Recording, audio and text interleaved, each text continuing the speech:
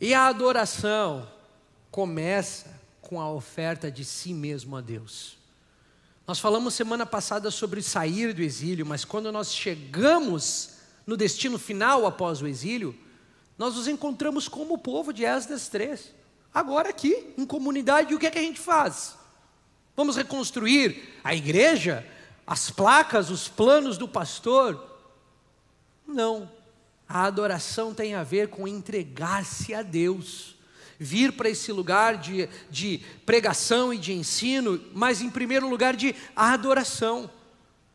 E a reunião da igreja local é importante porque é a oportunidade de se entregar a Deus em adoração.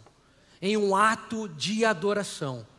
Não somente com canção, mas com a sua mente, engajando o seu coração enquanto você está aqui, engajando sua compreensão, seu raciocínio, seu intelecto, seu todo, entregando isso para Deus nas palavras de Paulo como um sacrifício, como quem vem se oferecer a Deus como um sacrifício.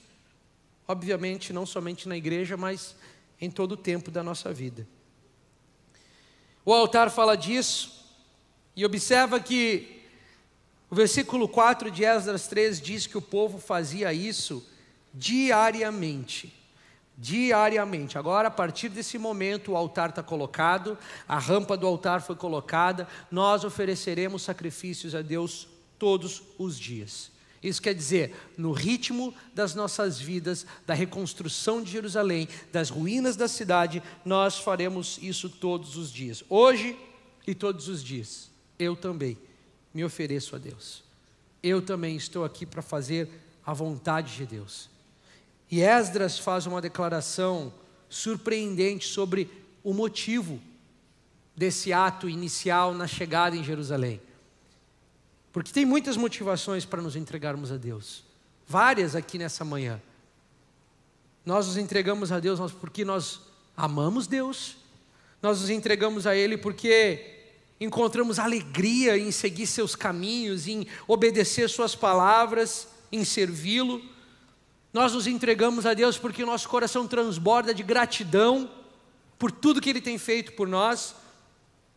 E olha o que Esdras nos diz aqui no versículo 3, que apesar do medo que tinham dos povos ao redor, colocaram o altar sobre a sua base e nele ofereceram holocaustos ao Senhor, pela manhã e também à tarde, apesar do medo que tinham.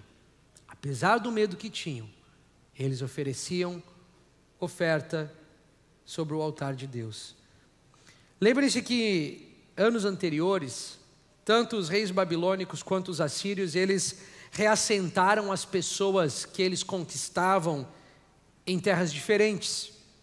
Se você lembra bem, nós falamos semana passada, quando o povo é levado ao exílio, como profetizado por Jeremias, eles são retirados de Jerusalém. E aí, quando o povo de Deus é removido da terra prometida, outros povos tomaram Jerusalém.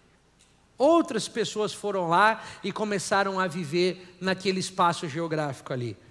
E é óbvio que essas pessoas não ficaram felizes quando viram os judeus retornando. Eles não ficaram alegres em ver, oh, que legal, 50 mil pessoas marchando em direção à nossa agora cidade para tomá-la de nós. O povo de Deus era uma pequena comunidade e o medo estava sobre eles, é o que Esdras nos diz aqui. Nos conta que eles estavam sendo liderados debaixo de temor, de muito temor. Aí eles constroem um altar para Deus. Eles oferecem isso para Deus. Eles encontram força para enfrentar o medo, porque sabem que Deus era o Deus deles e eles eram o povo de Deus. E a história toda é, para nós hoje, que se nós por algum acaso, em alguma área da nossa vida, estamos trilhando um caminho contra o medo, se estivermos nessa manhã com algum temor no nosso coração, Esdras 3 nos ensina, ofereça-se a Deus, se entregue a Ele, ofereça-se sem reservas para Ele, entregue-se como um ato de adoração a Ele. Essa foi a estratégia deles no Velho Testamento. Quando o medo se sobrevém, quando o temor vem sobre nós, quando a incerteza, a insegurança vem sobre nós, quando a vida se torna difícil, quando nós precisamos saber para onde nós vamos, o que é que Deus está fazendo.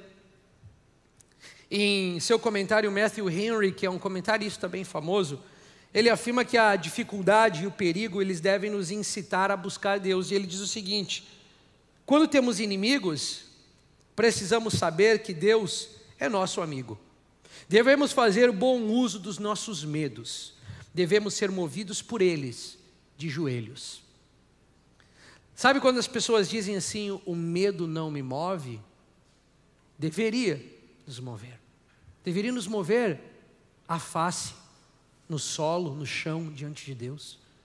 O medo deveria nos empurrar para a presença do Pai.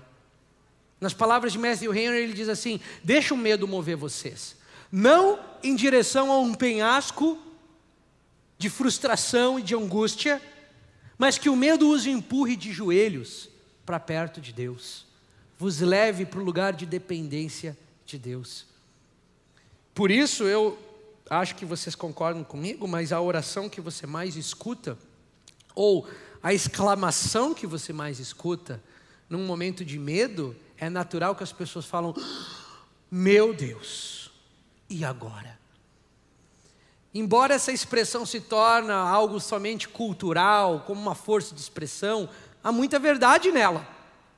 Diante do medo e da insegurança, logo pergunte para Deus: e agora, Deus? O que é que eu vou fazer? Se não me render, me dobrar e depender do Senhor. Esse era o motivo pelo qual o povo de Deus escolhe como primeiro ato a fazerem, oferecer uma adoração inteira para Deus. E a mensagem disso para mim e para você é que diante do medo e das opressões ao nosso redor, ofereça-se a Deus, sem reservas. Na adoração, nós nos oferecemos a Deus. Na adoração, Deus nos assegura que somos o seu povo, nos lembra que somos o seu povo.